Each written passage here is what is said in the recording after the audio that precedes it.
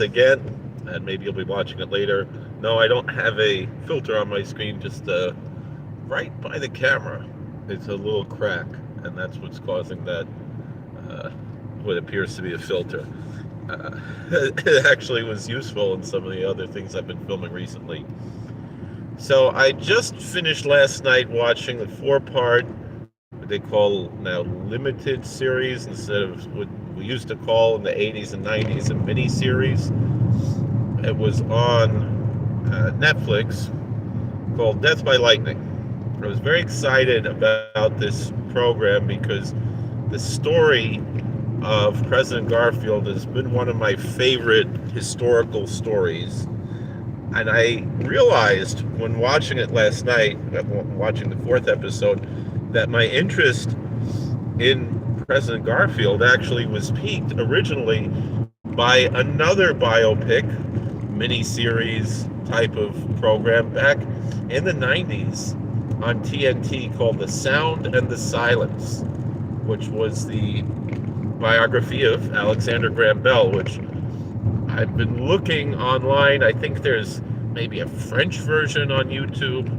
It's something that I would like to be able to watch again. I think maybe my sister taped over it with the Babysitters Club. I don't know.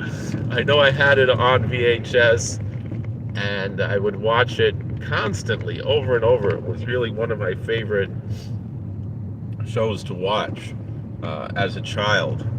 And there you had, as you have in this program, the meeting of these two great men. Probably Bell is more famous today, and I didn't know much about Garfield at the time, but just knowing the fact that Alexander Graham Bell examined Garfield after he'd been shot was a bit of fascination for me. And as things went on, and I learned more about President Garfield, I realized he was really, truly a great man, a Renaissance man, someone who picked himself up from abject poverty to the highest office in the land. I think of actually J.D. Vance. Also, I hope and pray that he'll be our next president. Despite, that's something else we're going to talk about, God willing, later. The current political climate, which has changed rather quickly, and yet nonetheless, I'm still a fan of Vice President Vance. But a very similar type of men. They actually bared some kind of resemblance, also from Ohio. So there's a lot to talk about there, the comparison between these two men. But I hope and pray that Vice President Vance and hopefully future President Vance does have a long life, much longer, and a successful career, much longer than President Garfield did. But unfortunately, a man who was so greatly accomplished, it was cut down very early on in his presidency. Bell was presented rather briefly in this. I definitely enjoyed The Sound of the Silence more. Like, The Sound of the Silence was something, at least as a child, that I was able to watch over and over and over again. This presentation, I don't think I will watch again. And really, nowadays, nothing is really made that I've seen that is rewatchable. As good as this was, and I think this was, again, I don't watch very much modern television or movies, or really very much of anything right now. You know, mostly it's my kids want to watch YouTube, and that's what we see in our house. But I'm watching two programs. I just finished this Death by Lightning on Netflix, and I am also now watching The Prisoner, which maybe we'll discuss in a separate video, from 1967, which I'd never seen before. Oh, this one's a real wide load here. Excuse me. battling some kind of allergies or cold, something right now. It's gotten a little bit out of hand. So, in this show, I have two major critiques of the show. I remember us TV movies every now and then either as a treat. I think two different versions of Bye Bye Birdie, as well as Amadeus.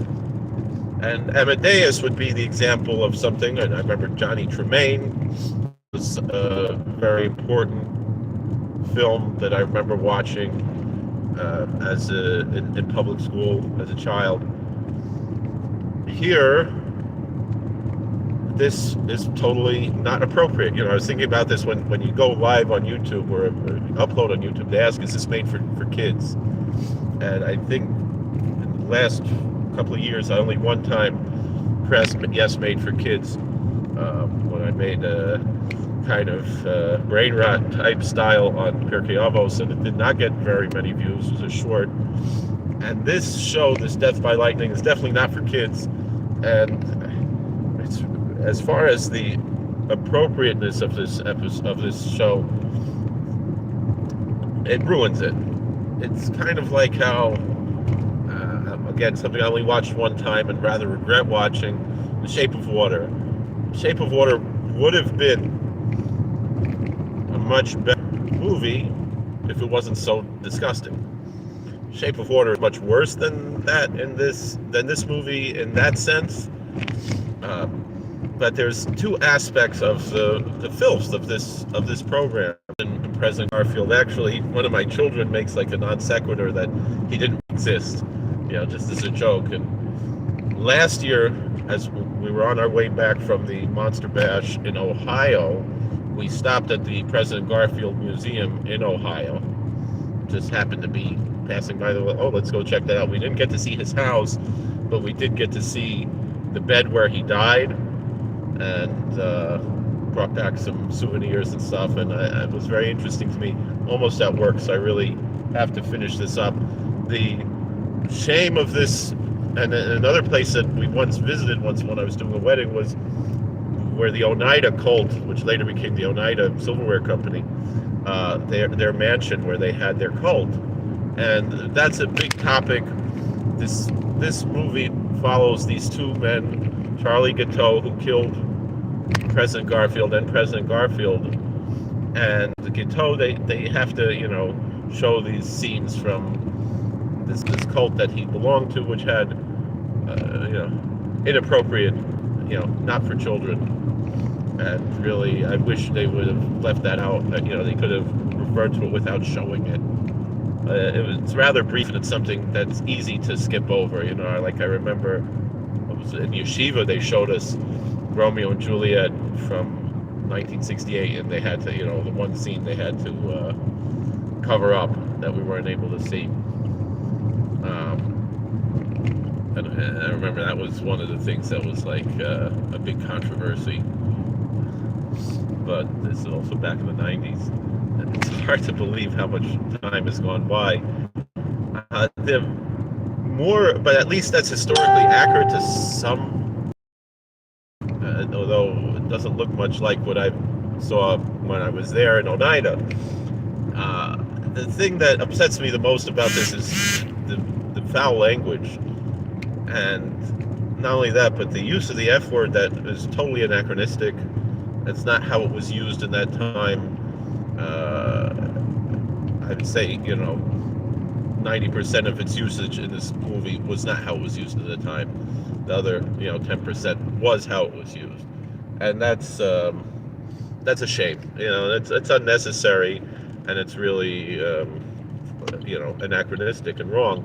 There are other critiques I've seen other people brought up.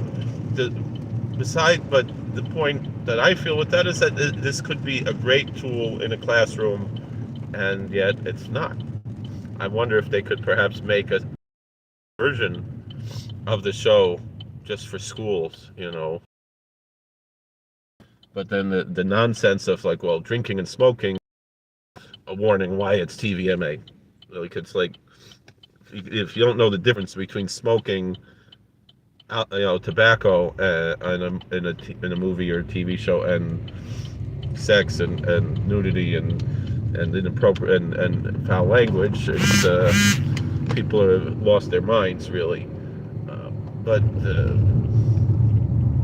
besides that, it was a good movie, and that's also the shame of this, that this otherwise pretty good biopic, and some contrived parts of it, is ruined by the foul language.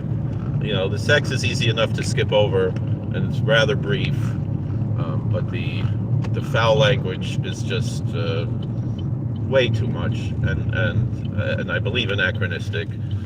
I could be wrong, but that's my main point here. But if you can get through that, and obviously someone who's more pious person shouldn't be watching these things with that type of thing, but nonetheless, I'm disappointed that there's not more about President Garfield's religious life, and I believe that's also part of the issue, because the bringing the vulgar language into it, I think, is intentional. It's part of the rot of society right now, but also Cateau is presented as a very religious person, and yet very little of Garfield's religious life. He was actually a preacher, among many other things, and it's never mentioned that he was a preacher. There's one scene that he's in church, and then Cateau sits behind him in church, and I don't know exactly how much of it is historically accurate, but my understanding is that this is a fairly historically accurate show, but also the acting, the directing, the sets, the costumes, everything are absolutely beautiful, and the story is very well told, and it's just a shame that it's so disgusting, and I wish it wasn't. I have to go. I would like to talk more about this, but it's time for me to go. Thank you for watching. God bless. Please like, share, and subscribe, comment. We'll see you later.